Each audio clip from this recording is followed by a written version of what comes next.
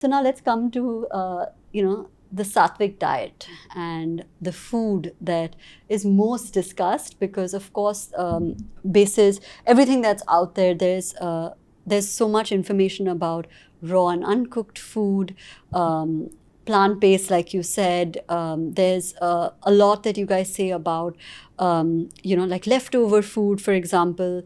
So what is a typical Satvic diet? What does it look like? It's to break it down very simply, Yeah. a Sattvic diet follows 4 principles, LWPW. Okay. It's what Harsh already discussed. L is living. Yeah. It is food that is full of life. And the opposite of living food is dead food. And dead food is essentially food that is coming from a packet, bottle, tin, carton, or box after being highly processed in some factory. So that's the opposite of living food. And living food is food that is full of life-giving energy. Fruits, vegetables, grains, nuts, seeds, coconut, sprouts, these are all living foods.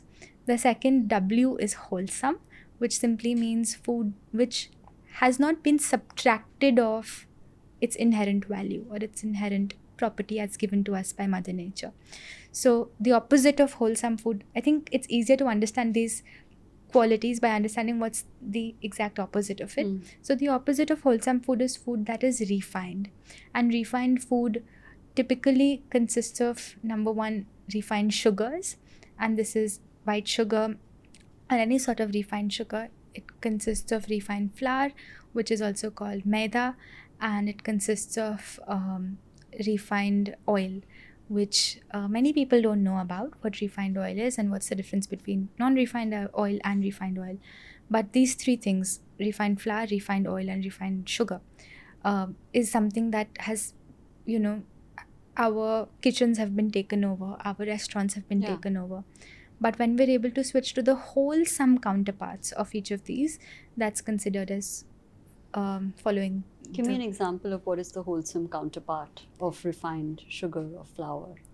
The wholesome counterpart for refined sugar is simply, again, there are levels to this, but the most wholesome is dates, figs, fresh fruits. Those are the most wholesome. There's no processing that's been done to them, usually. Raisins also. Figs, raisins, dates. And minimally processed are other sweeteners, for example, jaggery, which is not as refined at all as refined white sugar, but it is also not as wholesome as a date or a raisin. So there's a spectrum you can think of.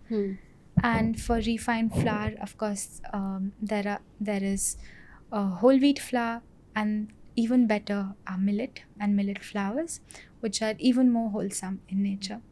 For the last one, refined oil. Again, for refined oil, there's a spectrum. The most refined, like think of it as in the red list, is refined oil, which is oil which is heavily processed in the industry, which, let's say, the nutter seed is there, and it's not like उस nutter seed में से सिर्फ oil निकाल के हमें दे दिया. There is deodorizers added to it. There are bleaching agents added to it, and there's a lot of stuff that's added to it to extract the oil out of it. That's refined oil, which we share with people that if they want to live a healthy life and energetic life, that's something we need to remove from our food. And the better one is cold pressed oil, which is also called kachi ghani ka tel in India, where the nutter seed the oil is extracted from the nutter seed, but it is not done in extremely high temperatures. It is done in lower temperatures, which means that the nutrition from that nutter seed is not completely destroyed. Plus, there are no bleaching agents, no deodorizers added to it, no chemical additives added to it. It's done on a much smaller scale. And even better than that are whole fats, which means using the whole fat as given to us by nature as it is. And most of the times that's what we do at our home. We use very little oil, and if we do, we use cold pressed oil if at all. But whole fat simply means in our sabzis, for example, we don't need to add oil because we add grated coconut. And it might seem a little off or like weird or strange. How can we just put grated coconut as a substitute for oil in sabzi? But actually, when we use the whole grated coconut in our sabzi, it releases its own natural oil into the food, and you eat the rice or the sabzi or anything with that grated coconut, and you don't feel like you're missing out oil, because oil is added to it. It's just it's added in its whole form. It's not added in its refined or fragmented form. Yeah. So those are the wholesome counterparts of these refined foods. Okay. And there are two. Huh? The next is P, which is plant-based, which simply stands for, as Harsh shared in the beginning, food that comes from plants, food that comes from the earth.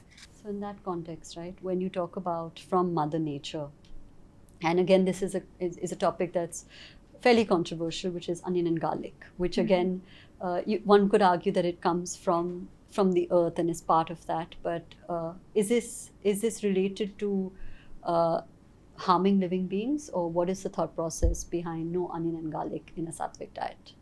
So not eating onion and garlic is not specifically related to the aspect of harming other beings.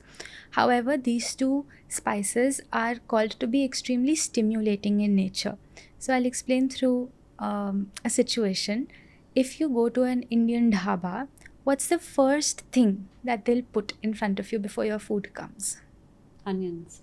Yeah. They'll put a bowl of onions for you to enjoy.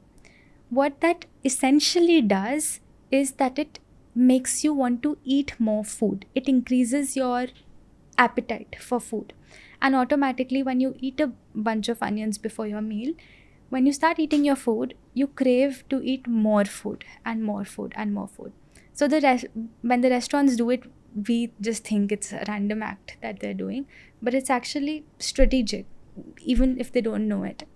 But what these spices essentially do is that they make us want more and more and more. They stimulate us rather than calm us. And hence, when we overconsume these spices, especially, they have a Rajasic effect, a highly Rajasic effect on our minds. And when we're trying to live a lifestyle of goodness, of compassion, of discipline, of self-control, it takes us in an opposite direction to that. Real Sattvic food is food that is rasya, which means it is full of water, which is also the last W. It is food that has life energy inside it, because only food that has life energy can give and transfer life to your body. It is food that is pleasing to the heart. It is not food that is excessively spicy. It is not food that is excessively stimulating, because that kind of food will only make you more stimulated and more angry and more restless.